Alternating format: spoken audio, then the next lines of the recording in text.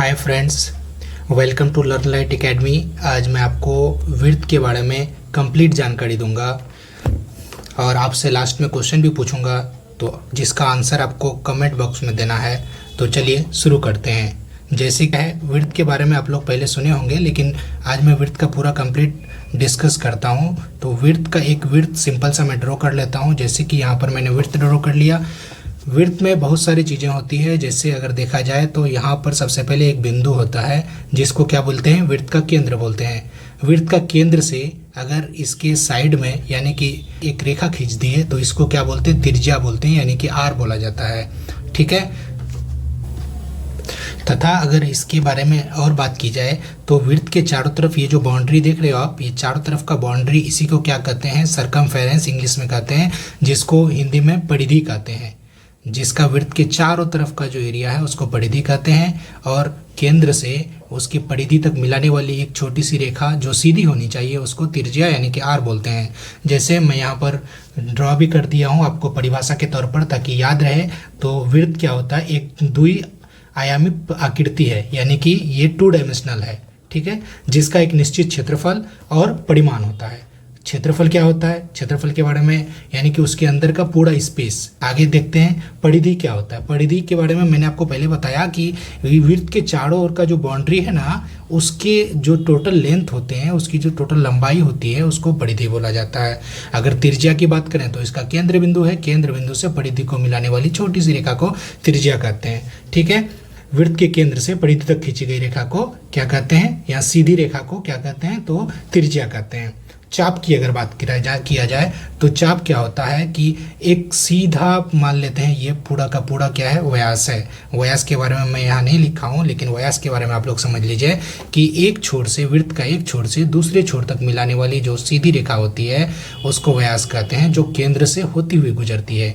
व्यास से लेकर के एक व्यास के एक कॉर्नर से दूसरा कॉर्नर यानी कि कोना तक मिलाने वाली इसको क्या बोलते हैं, इसको चाप बोला जाता है। जैसे यहाँ मैं लिख चुका हूँ कि 2 बिंदुओं को जोड़ने वाली एक वक्र रेखा जिसको चाप कहा जाता है। वक्र रेखा ही ना है, अगर ये यहाँ से यहाँ तक इसको व्यास ले रहे हैं तो ये वाला जो रेखा है इसको, वक्र रेखा को, इसको चाप बोलेंगे हम लोग। ठीक है, यानी कि यहाँ से शुरू किया और यहाँ से यहाँ तक इसको चाप बोला जाता है। समझ।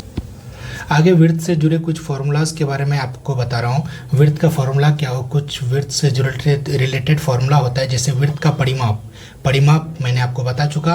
विड्थ का परिमाप का फॉर्मूला क्या होता है, 2 पाई आर। पाई का वैल्यू क्या होता है, पाई का वैल्यू जैसे आप लोग कभी सुने होंगे, या अगर नहीं जानते हैं तो आप लोग ध्यान से सुन लीजिए कि पाई का वैल्यू कितना होता है, तो 22/7। ये पाई का वैल्यू कांस्टेंट है, जहाँ पर अभी आपको शुरू में 22/7 ही यूज़ करना है, लेकिन इसका एक और वैल्यू होता है जिसको बोलते हैं 3.14, यानी कि 3.14 भी होता है पाई का वैल्यू।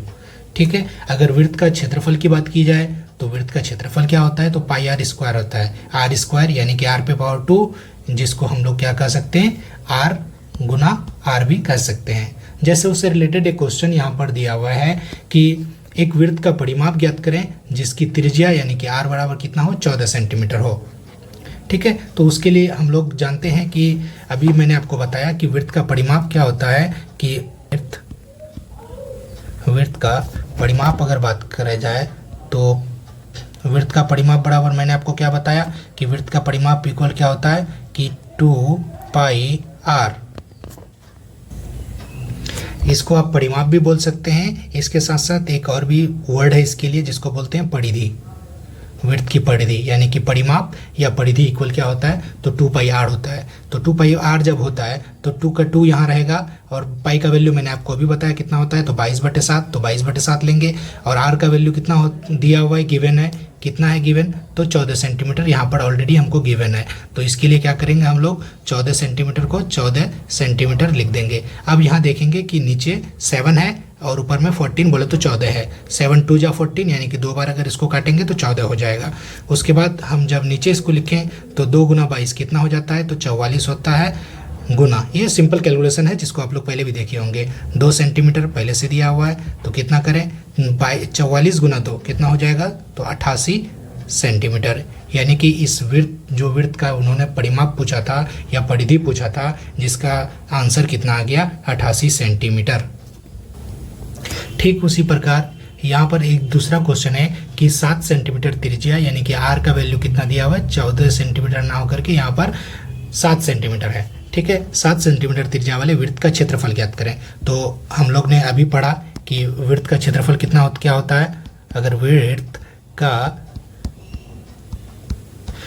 का क्षेत्रफल कितना हो जाएगा, तो वृत्त का क्षेत्रफल का फॉर्मूला हम लोग अभी देखिए कि क्या होता है। तो पाई आर स्क्वायर जब होता है तो पाई का वैल्यू कितना होता है, तो 22/7, क्योंकि ये कांस्टेंट टर्म है 22/7 ले लेंगे। आर स्क्वायर है यानी कि आर गुना आर इसको लिख सकते हैं।